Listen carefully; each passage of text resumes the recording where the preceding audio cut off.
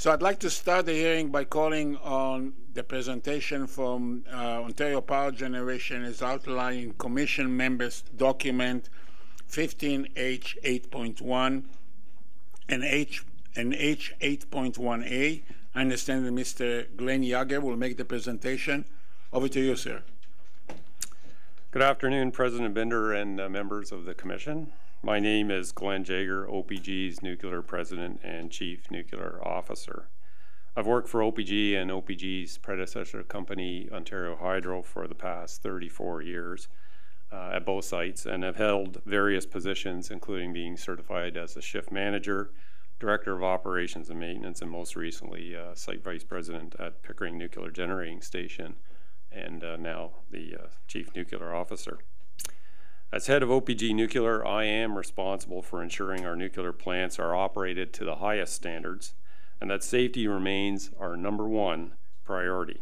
I'll be here for most of today, but regret I have to return to Toronto for a board meeting later today. I have here with me today Brian Duncan, the Senior Vice President of Darlington Nuclear. Brian is responsible for the safe and reliable operations of the Darlington station. He joined Ontario Hydro in 1980 as a nuclear operator and has held a variety of increasingly responsible positions at the Bruce, Pickering, and Darlington nuclear stations. Brian lives in Whitby with his wife and 3 kids. Also here with me today is Dietmar Reiner, the Senior Vice President of Nuclear Projects, who is overseeing the Darlington refurbishment. Dietmar joined Ontario Hydro as an engineer in 1985. He has held a number of increasingly senior positions in the company's nuclear, hydroelectric, and power systems operations divisions, as well as corporate support functions. Dietmar and his wife had recently moved to Curtis. Also with me today providing support is Lori Swamy, Senior Vice President of Decommissioning and Nuclear Waste Management, and Steve Woods, our Chief Nuclear Engineer.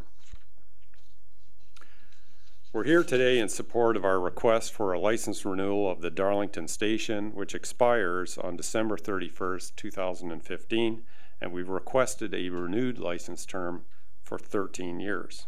I'll start off today's presentation with a brief overview of Ontario Power Generation and our extensive engagement in our local community, and I'll speak briefly about our Darlington plant and how proud I am of the performance of this plant. It's one of the best performing nuclear stations in the world. Brian Duncan will then expand on the performance at the Darlington station in the CNSC safety and control areas, in areas like radiation safety, environmental protection, human performance, physical design, and safety improvements.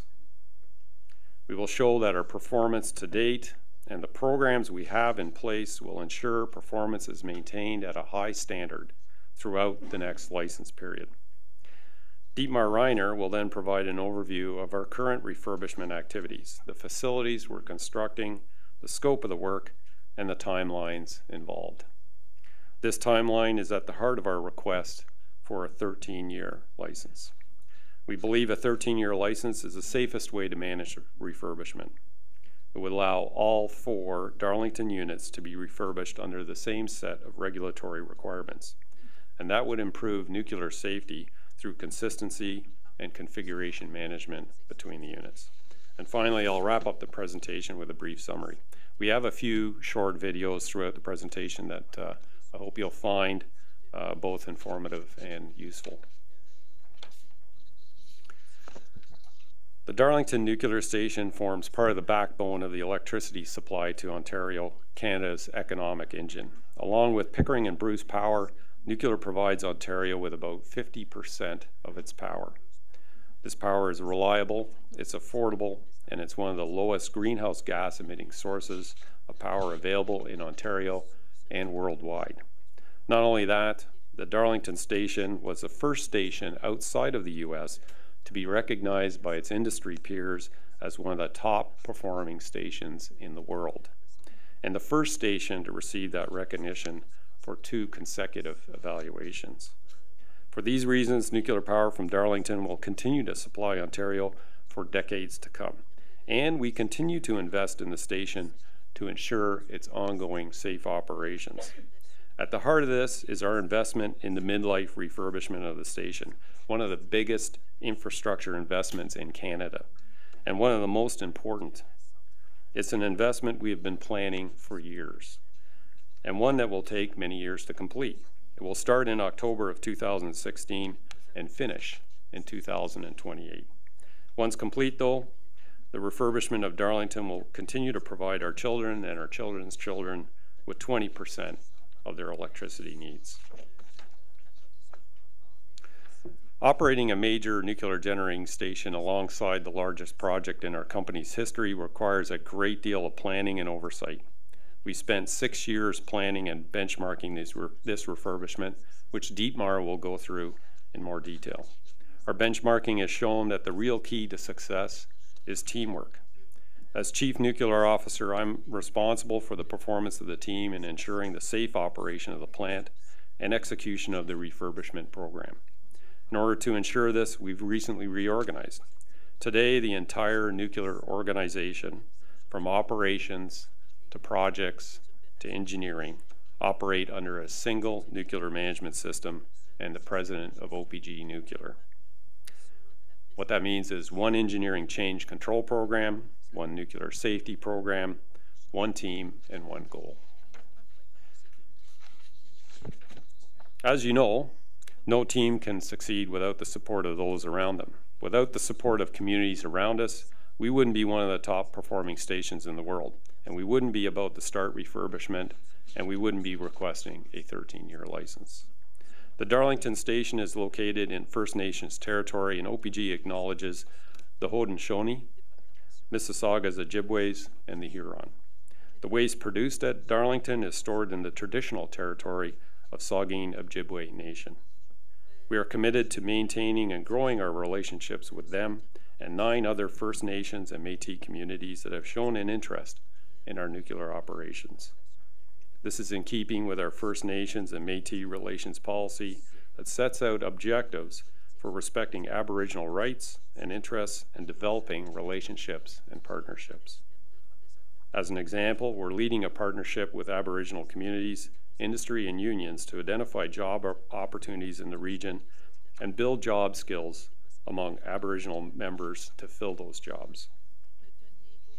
We also have a 3-year program to increase Aboriginal participation in the refurbishment project. This program is supported by almost 30 representatives who will be matching a $250,000 annual contribution from the Ministry of Aboriginal Affairs to create Aboriginal apprenticeships.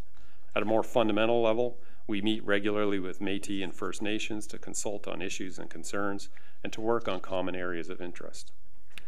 These relationships continue to mature, and we're committed to further building trust and understanding with our First Nations and Métis partners.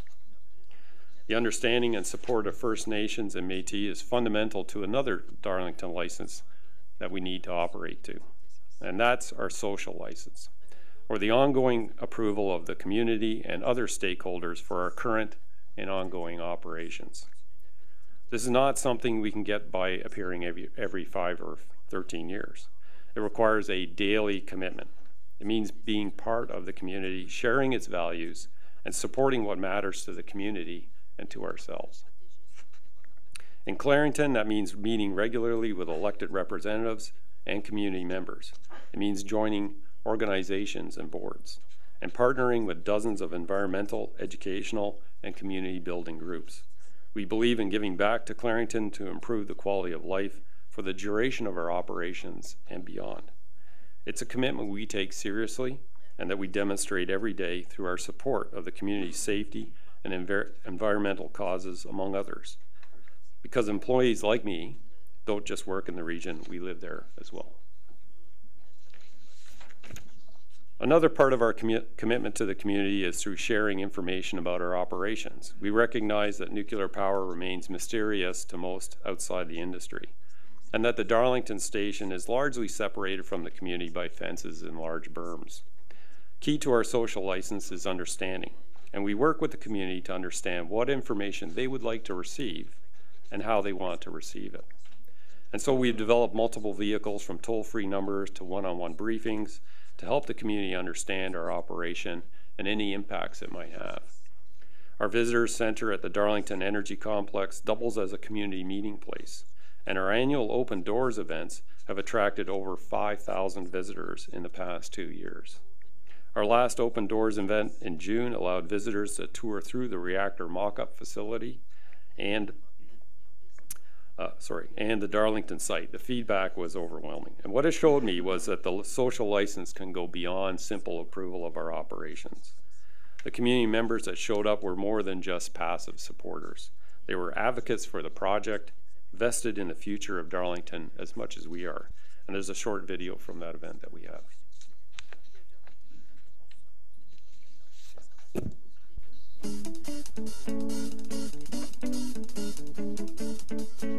The Darlington station is an important part of the Clarington community, where support for the station is strong.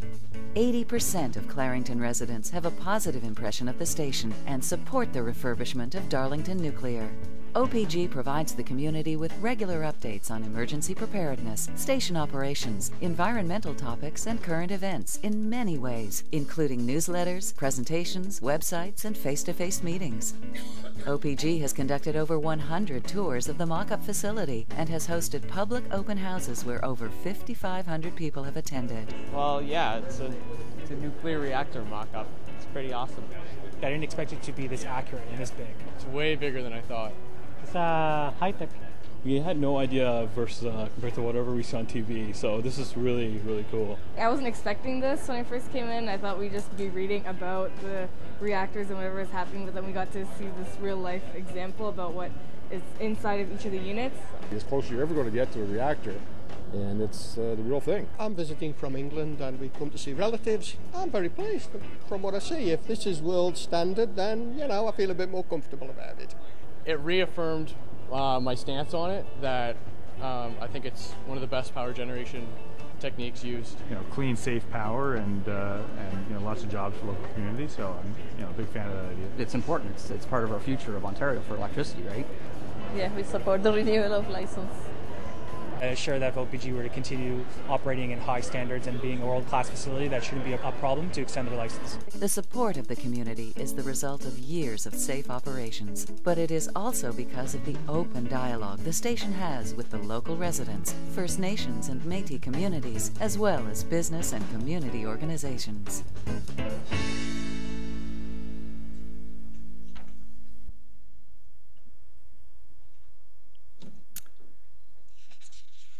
Members of the Commission were requesting a license term of approximately 13 years, from December 1st, 2028 to December 1st, 2028, to cover life extension activities, including refurbishment on all 4 of our reactor units. This is a significant investment of over $12 billion in a very complex project.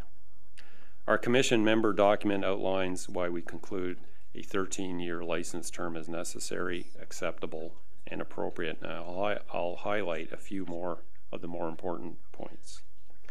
A 13-year operating license is the safest way to manage refurbishment because it would allow all 4 Darlington units to be refurbished under the same set of regulatory requirements. This will enable us to assure nuclear safety through consistency and configuration management between the units. Our team at OPG has already completed comprehensive assessments to cover long-term operation well beyond December 2028, as described in the CNSC regulatory document RD 360, Life Extension of Nuclear Power Plants. Significant investments and safety improvements have been made and will continue throughout the 13-year refurbishment project. And finally, Darlington is one of the top performing nuclear plants in the world. We're pleased that the CNSC has rated our station as fully satisfactory for the past 7 years. In addition, our international peer evaluations have consistently recognized our station's high performance. All of us at OPG remain committed to ensuring this will not change during the next license term. I'll now pass the presentation over to Brian Duncan, who will show how our performance to date and the programs we have in place will ensure performance is maintained at a high standard throughout the 13-year license period. Brian. Thanks, Glenn. Brian Duncan for the record. In my position as the Senior Vice President of Darlington Nuclear, I'm responsible for ensuring Darlington, the plant, is operated and maintained with safety as the overriding priority. Over the next few slides, I'll review the performance of the Darlington station for the CNSC's safety control areas.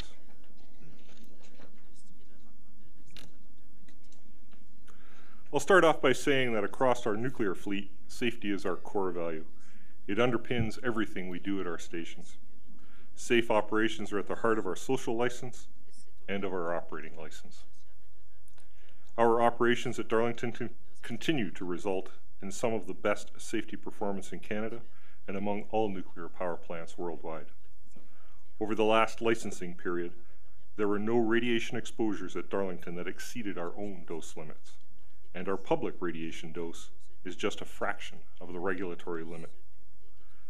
Darlington also produces some of Ontario's most reliable, lowest cost electricity. We produce about 20% of Ontario's electricity at 5.7 cents a kilowatt hour. Only regulated hydro costs less. Our reactors are consistently named among the world's top performing CANDU units. As Glenn mentioned in his opening remarks, our performance has been recognized by our industry peers and in CNSC staff's most recent assessment of Canadian nuclear power plant performance. All of us remain focused on continuous improvement. The objective of our business plan is to continue Darlington's journey of excellence while positioning the station for refurbishment and beyond. That has been true up until now and will remain true throughout the license period.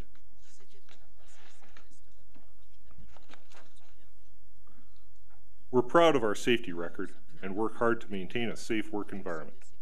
Our conventional safety performance remains strong.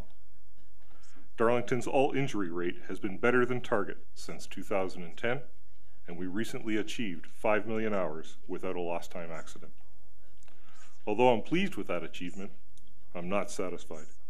So I will continue to focus on improving safety and demonstrate that personal safety, nuclear safety, and environmental safety are priorities that supersede all others. In recognition of our outstanding safety performance and programs, last year OPG received a Canadian Electrical Association Award for Safety Excellence for the third consecutive year.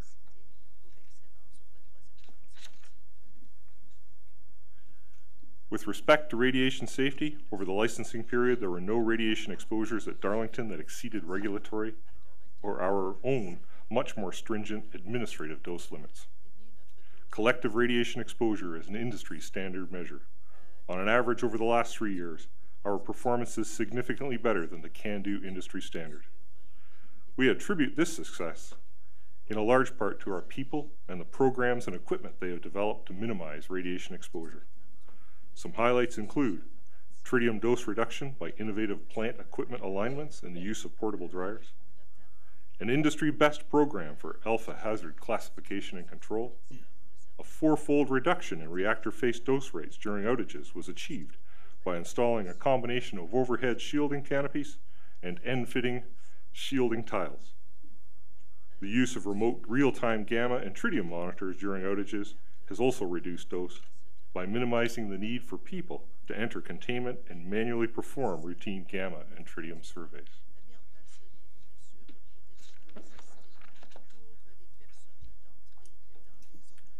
As I've mentioned, nuclear safety is paramount to all of us at Darlington.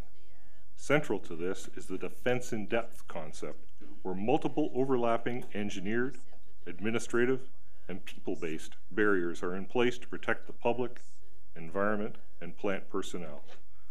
Our engineered barriers have a robust design, and our process and safety systems are highly reliable and well maintained. But we learned from Fukushima that even the strongest defense in depth systems can be enhanced.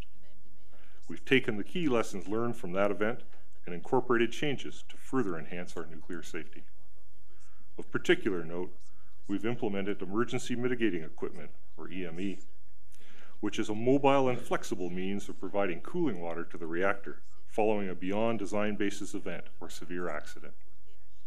I'm pleased to report that all items in the CNSC's Fukushima Action Plan have now been closed. But again, we've not stopped improving. In addition to our EME, we're currently installing 5 major safety improvements that will further improve our nuclear safety. I'll have more details on those later in the presentation.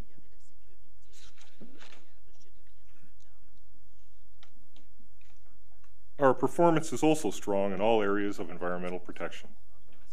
Our targets for radiation dose to the public are much more stringent than regulatory limits, and we strive to keep them as low as reasonably achievable.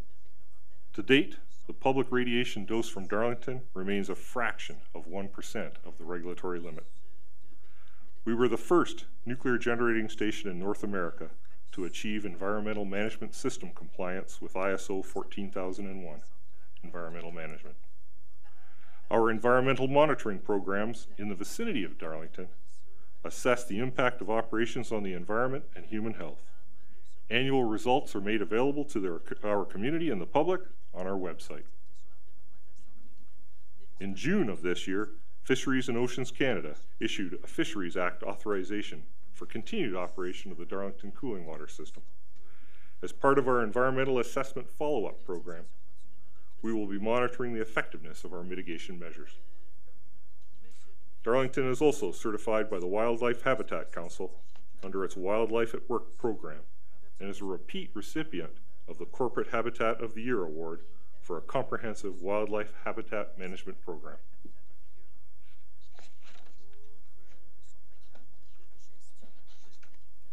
Our nuclear management system provides a framework that establishes the processes and programs required to ensure OPG achieves its safety objectives, continuously monitors its performance against those objectives, and fosters a healthy safety culture.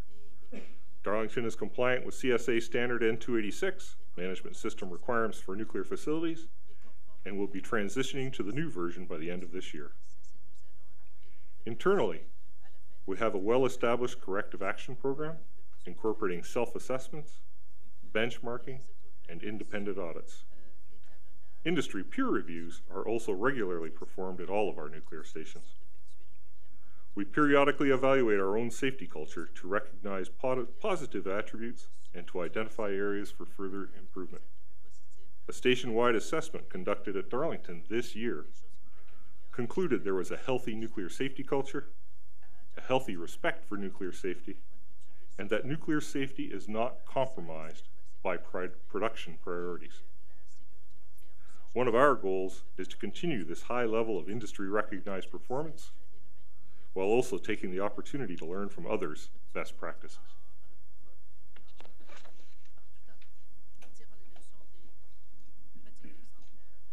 The objective of our human performance program is to reduce the frequency and severity of events by managing defenses and reducing human errors. Our goal is 0 events. This starts with awareness, understanding, and commitment by all levels of the organization. It involves promoting individual and department ownership and accountability. And it drives multifaceted initiatives all the way from the frontline worker to the leadership level. Our training programs are also used to develop and maintain competent personnel to safely operate, maintain, and improve both plant and human performance. We have initiatives underway to address the nuclear industry's demographic challenges, especially in the areas of recruitment and knowledge management. In addition to traditional full-time regular staffing, non-regular hiring strategies have been devised to meet short-term requirements. To ensure a continuing supply of leaders, a company-wide succession planning process is in place to identify and develop leadership talent.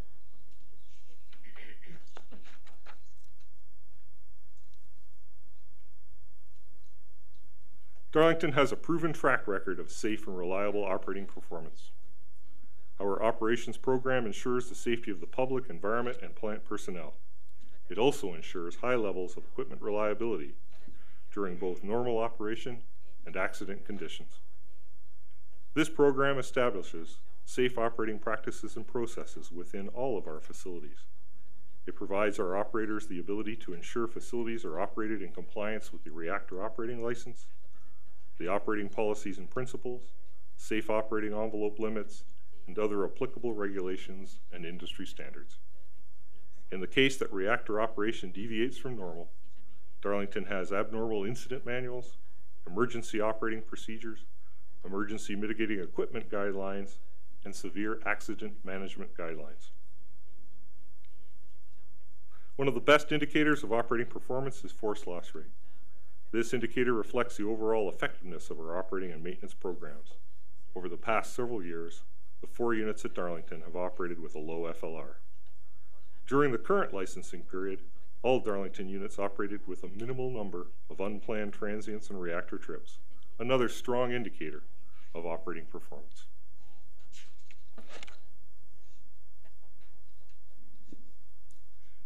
Periodic inspections are completed on all major components and concrete structures to assure ongoing fitness for service.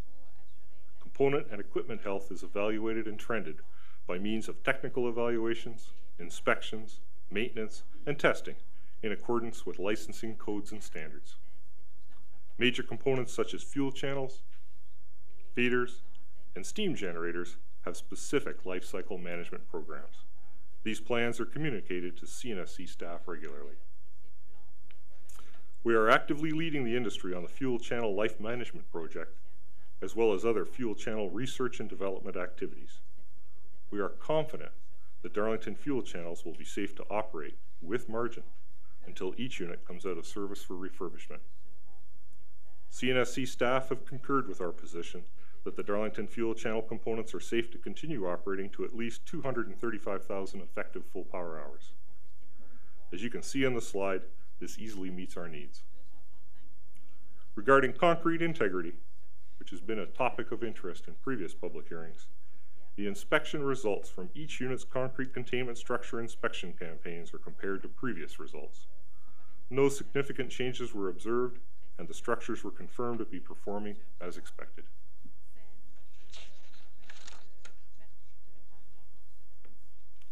As I mentioned earlier, the physical design of Darlington incorporates a defense in depth approach with multiple redundant safety systems in place to ensure the safety of the workers, the public, and the environment. Our robust design and modification program ensures the ability of systems, structures, and components to meet and maintain their design basis functions. All design changes are prepared and executed in accordance with our Engineering Change Control, or ECC, process. The ECC program ensures all plant modifications are planned, designed, installed, and commissioned within the parameters of the design basis and plant licensing conditions. Our supply chain works with vendors and closely monitors vendor quality to ensure that equipment procured meets design and quality requirements. Although studies by the Geological Survey of Canada conclude Darlington is located in a region of low seismic activity, the reactors and safety systems are designed and constructed to withstand a severe seismic event.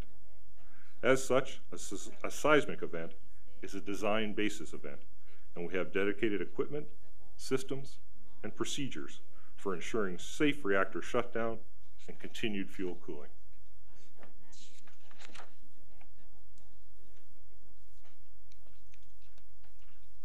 Whether it's an earthquake or a flood, our analysis shows Darlington is safe.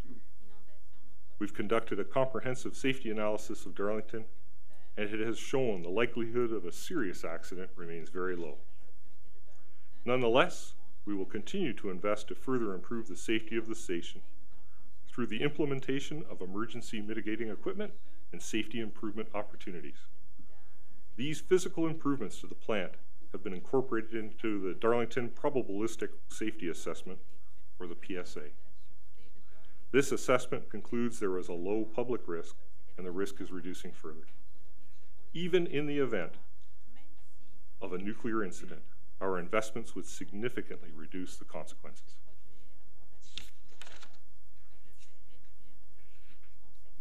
When it comes to public safety, we're never satisfied.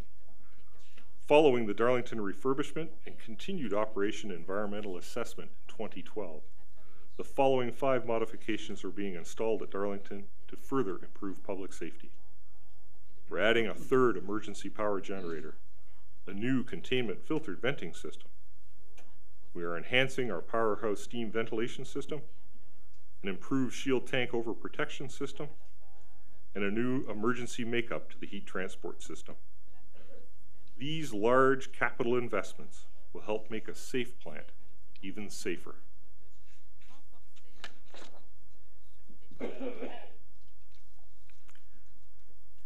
We regularly review the safety of the station in likely and unlikely scenarios. The 2015 Darlington PSA results show that the severe core damage frequency for individual hazards is well below the safety goal limit. Moreover, these results are below our safety goal target, which is 10 times tighter than this limit. Similarly, the large release frequency, or LRF, for individual hazards is well below the safety goal limit. All of the LRF results are below our safety goal target, with the exception of seismic hazards. To address this, an action plan is in place to further reduce the estimated seismic risk for Darlington. Our plan includes implementing Phase 2 EME, as well as completing the previously mentioned safety improvements. A measure of the whole site risk associated with Darlington has been estimated using a simplified methodology accounting for all units and hazards. The results for large release frequency for our site-wide risk is better than our safety goal limit for each hazard per unit. The estimated risk is even lower with the benefits of the SIOs. Finally, to facilitate interveners for the upcoming Part 2 public hearing, we have posted a summary of the Darlington PSA results on our website.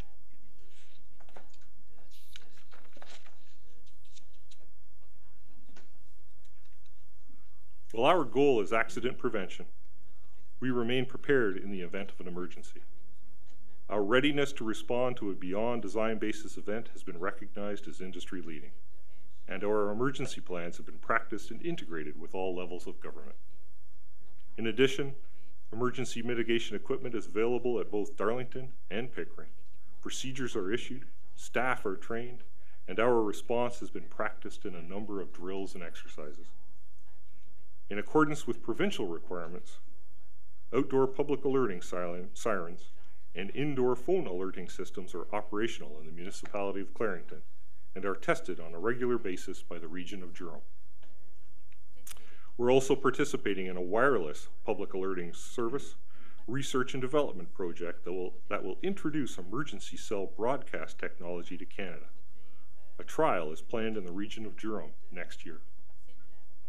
In response to new requirements, OPG is working with various government organizations on pre-distribution of potassium iodide pills to all residents, businesses, and institutions within the primary zone prior to the end of this year.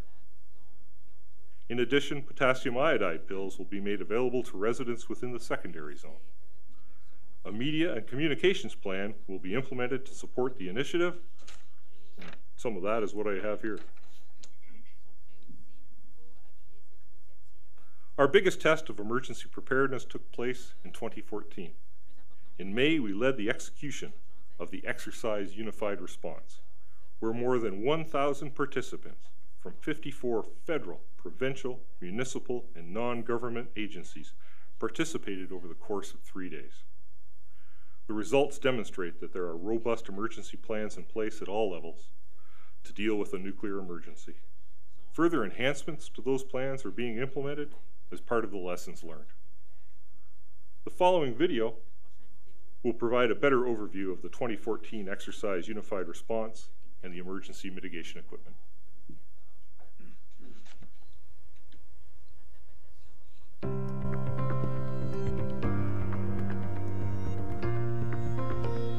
Safety is Ontario Power Generation's #1 priority. As an operator of nuclear power plants, OPG has multiple safety systems in place to prevent a nuclear emergency from ever happening. But creating plans is only one part of preparing for an event. Equally important is the regular testing of those plans, procedures, and capabilities. In May of 2014, Ontario's emergency response capability was strengthened when OPG, municipal, provincial, and federal governments conducted a 3-day mock nuclear emergency exercise. 54 agencies participated, including the Canadian Nuclear Safety Commission, Health Canada, the Province of Ontario, Region of Durham, and Municipality of Clarington. The exercise tested OPG and participating agencies on their response to a simulated nuclear emergency and radioactive release at Darlington Nuclear. The exercise provided OPG the opportunity to test the effectiveness of our on-site response plans and the deployment and operation of the emergency mitigation equipment. OPG's Emergency Operations Center was activated, as were operations centers at the local, regional, provincial, and federal level. As part of the scenario, the province of Ontario ordered a simulated evacuation for local residents, and Durham Region activated the public alerting sirens around the station. Health agencies also participated, with the Ministry of Health and Long-Term Care deploying its Emergency Medical Assistance Team, which included a mobile hospital, and Lakeridge Health Bowmanville simulated treatment of a contaminated casualty. Durham Region established an Emergency Workers Center and liaised with Durham Regional Police Services, who practiced their neighborhood patrol. The federal government also enacted their response plans. Joint operations were conducted by field teams from federal and provincial responders, including teams from Natural Resources Canada that flew over the area with radiation detectors and shared survey information with the province to guide their decision-making. The exercise also tested communications with the public through a simulated media website that was used to provide news articles, radio broadcasts, and twice-daily news video broadcasts, which along with social media inserts made the exercise more realistic for participants.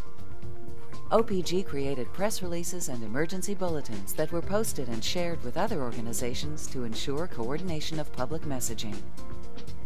Exercise Unified Response demonstrated that there is an effective, coordinated response between OPG and the local, regional, provincial, and federal governments and agencies with defined roles in nuclear emergency planning. The lessons learned will be used to enhance the current capability of every nuclear response organization to respond to a nuclear emergency, improving public safety today and throughout the license term.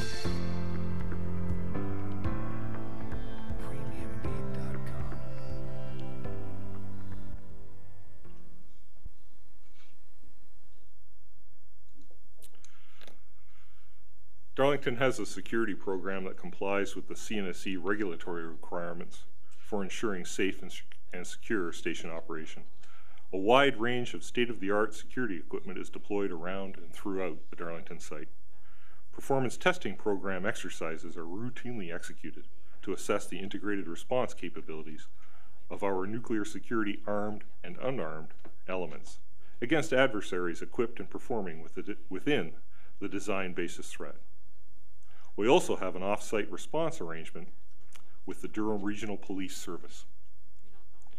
We recognize the frequency of cyber threats is increasing for all spectrums of the industry. We take cybersecurity very seriously and have a cybersecurity program that protects our computers and software.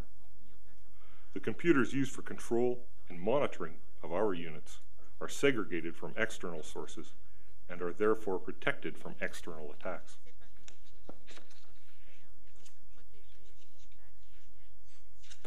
Darlington is continually working to reduce the amount of low and intermediate level nuclear waste that it produces, thereby reducing our environmental footprint so that future generations will not be unduly burdened. Low and intermediate level waste from Darlington is transported to the Western Waste Management Facility for storage. The Deep Geological Repository, which is currently in the licensing process, will be the long-term storage location for this waste.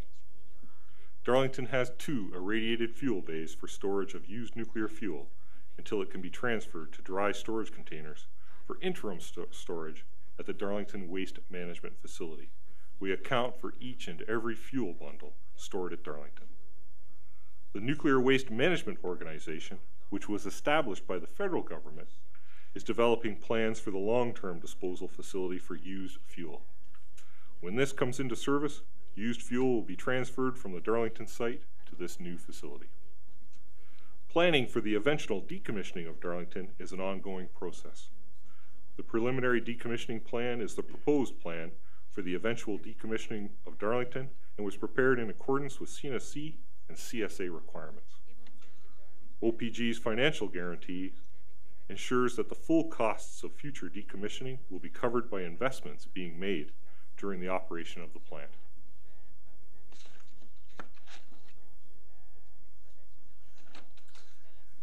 If you've been to the Darlington site lately, you will have noticed the enormous amount of construction activity underway as part of our campus plan. The campus plan is the master plan that supports the current and future uses of the Darlington station, including the needs of refurbishment. The following changes to the Darlington site have been completed or are being implemented. Refurbishment of the operations support building to house my staff. Installation of a new auxiliary heating steam facility to replace our existing aging boiler house and ensure a reliable backup heating supply in the case of a station shutdown in winter. Upgrades to the site electrical power distribution system to support our refurb project and buildings. An upgrade to our water and sewage infrastructure. And finally, a replacement for our water treatment plant to supply high-quality demineralized water to our boilers. I will now show a short video of our campus plan and then hand the presentation over to Dietmar, who will discuss the refurbishment project.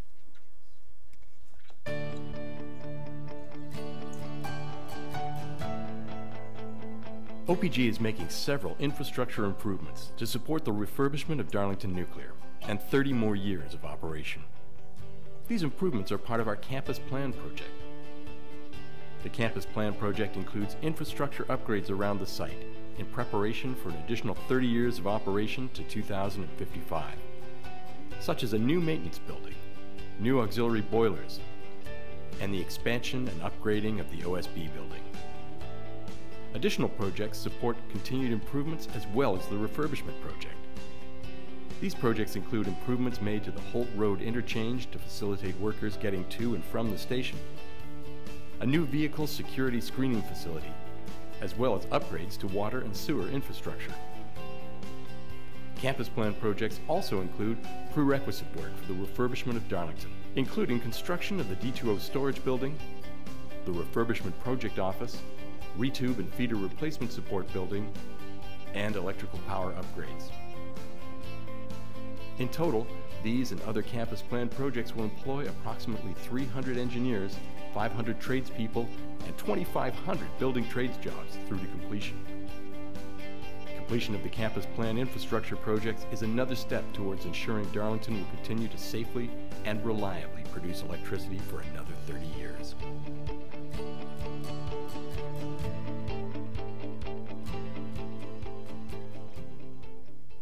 Dietmar Reiner for the record. As Senior Vice President of Nuclear Projects, I'm responsible for the dedicated team that is planning and executing the refurbishment of the 4 Darlington units. The province is depending on us to complete the refurbishment safely, with quality, and on schedule and on budget. In this portion of the presentation, I'll provide an overview of how we plan to do just that.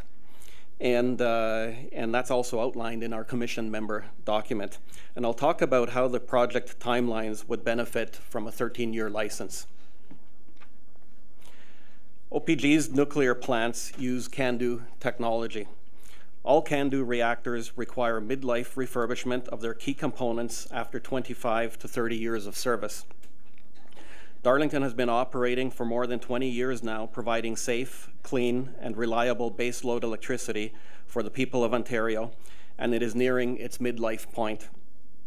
Nuclear refurbishment is a significant undertaking that involves the replacement of major reactor components, including pressure tubes, calandria tubes, and feeder pipes. It also involves a tremendous amount of work to be completed in other important areas of the station, including the turbine generator sets and fuel handling equipment, and on many other systems. Darlington refurbishment will be an extensive and complex project spanning about 15 years, and it will ensure the plant can provide clean, reliable baseload power to the province for another 30 years. We've been planning the refurbishment since 2007 and are the first utility to be in full compliance with CNSC regulatory document RD 360 entitled Life Extension of Nuclear Power Plants. Specifically, we've completed an environmental assessment that concluded there will be no significant adverse environmental effects given mitigation measures that we are implementing, an integrated safety review that demonstrates Darlington substantively conforms to modern codes and standards with no safety significant gaps. A global assessment which confirmed Darlington is well positioned for safe operation for the next 30 years. An integrated implementation plan which forms the scope and schedule for the regulatory commitments for the refurbishment project. The integrated implementation plan, which is included in the CNSC's Commission member document for your approval, contains modifications to improve public safety, the 5 safety improvement opportunities that Brian talked about earlier, environmental assessment, mitigation measures, and follow-up program activities, reactor component replacement like fuel channels and feeders, actions to address component condition assessments that were performed to determine which components should be replaced, and code compliance activities that were identified from the integrated safety review to bring the Darlington station up to modern codes and standards. Activities outside the integrated implementation plan include turbine generator upgrades, steam generator cleaning, and balance of plant maintenance and repair work. This slide shows the timeline for refurbishment on the 4 units. Unit 2 will be the first unit to be shut down for reactor component replacement. This outage will start in October 2016 and last for approximately 3 years. The majority of the refurbishment work on this unit will take place during this outage. But before we start Unit 2, we'll be completing work on 4 of the 5 safety improvements that Brian had described earlier in his presentation. The sequence for the other 3 units is as shown. As you can see in the diagram, the end of refurbishment occurs in 2028 when we have completed all of the regulatory scope documented in the integrated implementation plan. Hence our request for a 13-year license term to 2028. As mentioned by Glenn in his opening remarks, we believe a 13-year operating license is the safest way to manage refurbishment because it would allow all 4 units to be refurbished under the same set of regulatory requirements. This will enable us to assure nuclear safety through consistency and configuration management between units. We're offering to provide an update to the Commission at public meetings after each unit's refurbishment outage to explain how refurbishment is progressing. Before I leave this slide, though, it's important to note that the integrated implementation plan work is not limited to refurbishment outages and is already underway. We've already completed the scheduled items for 2014 and will complete all items that are scheduled for 2015 by end of this year. All of the integrated implementation plan work activities will be completed by 2028. Return to service from each refurbishment outage covers the range of activities from completion of installation work to the reactor achieving 100% full power. There will be 4 regulatory restart hold points shown in red that are documented in the proposed license condition handbook. OPG has established 5 additional restart quality checkpoints as shown in this slide. These hold points and quality checkpoints will ensure that all of the necessary steps and requirements have been completed and that we're ready to proceed to the next steps in the startup process. As mentioned earlier, we're offering to provide an update to the Commission on our progress after each of the unit's refurbishment outages. Quality assurance along with safety is a top priority for a project of this scope and duration. As the licensee, we have overall responsibility for protecting workers, the public, and the environment. This responsibility is something we take very seriously, whether the work is performed by our employees or by contractors. The nuclear refurbishment program is designed to provide assurance that all aspects of the work, from engineering to construction turnover, are conducted in accordance with CSA Standard N286, Management System Requirements for Nuclear Facilities, and all other applicable standards. The majority of work will be completed by contractors, and we've developed a process that ensures they meet the requirements outlined in the CSA Standard N286. The principal contractors will be allowed to use their own quality program and manage quality to applicable standards. This allows the contractors to use systems they're accustomed to as they supervise the work to achieve cost, schedule, and quality deliverables. They will prepare, monitor, and report to us on agreed-upon project metrics and implement improvements as required. We will ensure personnel meet expected behaviors through extensive field supervision, task-specific training, job planning, rehearsals on our mock-up facility, for example, sound work procedures, oversight, and the implementation of a continuous improvement program. Also, our contractors are required to have human performance programs that are equivalent to OPGs. As Brian mentioned earlier, a lot of work is being done at the Darlington site in preparation for life extension and refurbishment. We anticipate an influx of over 2,000 additional workers, and we're making significant investments to ensure these workers can get safely and efficiently to and from their job sites.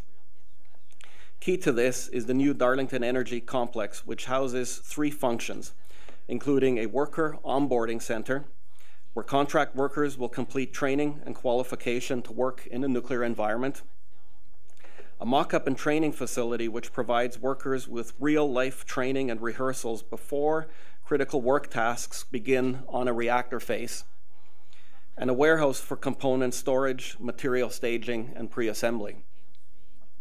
In addition, we're making other site improvements that include road improvements at the Holt Road and Highway 401 interchange and on Park Road that will allow staff efficient access routes to the site. A new refurbishment project office that provides an efficient and secure entry point for refurbishment workers and parking for about 2,000 vehicles. The retube and feeder replacement island support building provides offices, shops, and material staging areas for the staff that will execute and supervise the retube and feeder replacement activities. And the new vehicle screening facility is helping to expedite traffic through security into the protected area. These site investments reflect our commitment to safe and efficient worker and material flow. I'd also like to highlight another investment we've made for safe and efficient work execution, specifically for retube and feeder replacement. Once a unit is safely shut down and all of the fuel removed, we will drain and dry the calandria and heat transport system. A new storage facility will store the heavy water and will help us manage heavy water for the nuclear fleet. Removing the fuel channels is next. This is automated, and once the fuel channel components are removed, they will be processed at the new retube waste processing building. This building is removed from the reactor face to help reduce worker exposure to radiation. At the retube waste processing building, pressure tubes, calandria tubes, and other related fuel channel components will be further cut, volume reduced, and packed into special containers. The containers will be transferred to the new retube waste storage building until they can be moved to a long-term management facility like the Deep Geological Repository. Other refurbishment low and intermediate level waste, including feeder pipes, will be transferred directly to OPG's Western Waste Management Facility, as is the current practice for operational low and intermediate level waste. Replacing the fuel channels and feeder pipes inside of each of the reactors safely and efficiently is critical to the success of refurbishment. To accomplish this work properly, highly trained workers will use uniquely designed and carefully calibrated tools. Much of the work will be performed in tight spaces and under challenging conditions. To address this, we've developed an industry-leading approach to testing tools and training staff ahead of the actual work on the reactor face. We've built a world-class training facility that includes a full-scale reactor mock-up of a Darlington unit. The mock-up accurately represents the size and space constraints within a reactor vault and simulates all physical interferences that could be encountered during the refurbishment. And we're already seeing the benefits of this. Specialized tools have been designed and built. The new tools have been tested and proven to determine the correct time and precise sequence needed to execute each activity in the refurbishment process. This will help establish the detailed schedule for the project, increase productivity, and enhance project certainty as well as safety. And we will incorporate lessons learned as we move on to subsequent unit refurbishments. We're extremely proud of this facility. And before I hand the presentation back over to Glenn to wrap up, I'd like to show you a short video to give you a first-hand look at the mock-up.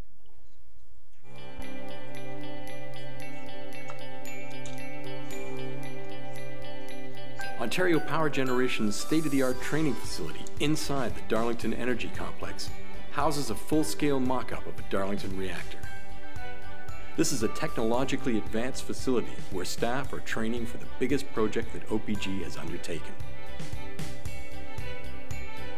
The reactor mock-up is designed and built in cooperation with our vendors to actually represent the size and space constraints within the Darlington reactor vault, and simulate all the structural interferences that will be encountered during the actual retube and feeder replacement work. Not only the vault, but every door, pipe, hallway, and overhead light has been replicated. This will allow the workers to familiarize themselves with every inch of the reactor vault. They will practice the work, perfect techniques, perform full dress rehearsals using actual tools, and wearing protective equipment before they begin work inside the station. Workers, procedures, and tools will be fully tested at the training facility before the execution work begins at the Darlington station. This full-scale mock-up provides workers with the ultimate training tool to hone their skills before entering the units at Darlington. High-quality training with the right tools in the right environment will help maximize efficiency and minimize costs. This type of upfront investment is a key to our approach to managing the Darlington refurbishment project.